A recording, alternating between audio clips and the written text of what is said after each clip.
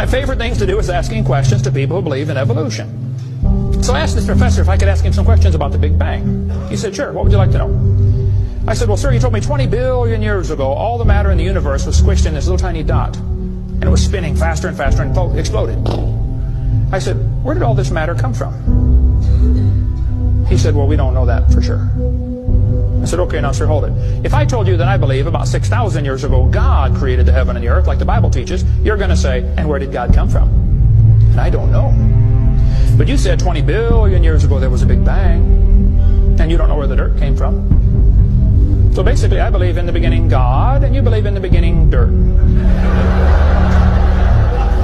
Don't tell me my theory is religious and yours is science. Oh, no, sir, they're both religious. The news media tries to make it look like it is religion versus science. I did a debate in El Paso, Texas here recently, and the news media wrote an article. They said, religious and scientific leaders debate evolution. What is the unspoken message in that title? What are they trying to imply? Can you catch that? They're trying to imply that evolution is part of science, aren't they? No, evolution is a religion. Actually, both creation and evolution are inherently religious. I said, well, sir, would you please tell me where the laws came from? The universe is run by laws, gravity, centrifugal force, inertia. Who gave the laws? He said, we don't know that either. I said, sir, could you tell me where the energy came from? You know, it takes energy to make a big bang. Who bought the gas to run this machine anyway?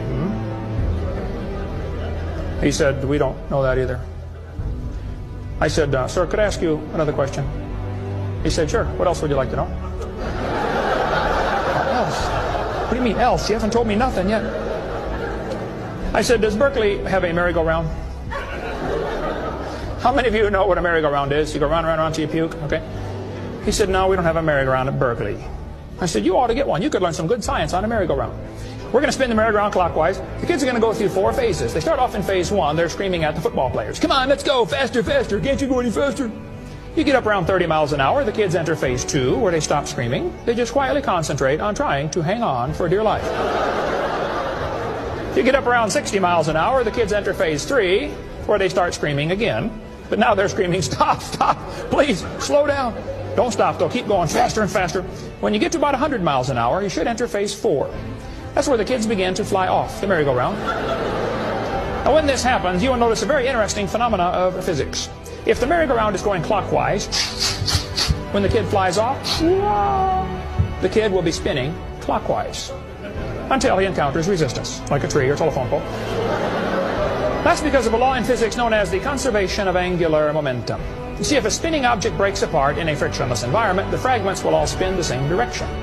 It's very simple. It's because the outside is moving faster than the inside. And so it keeps the same direction of spin. The professor said, yes, I understand about the conservation of angular momentum. I said, well, good. I'd like to ask you a question then, sir.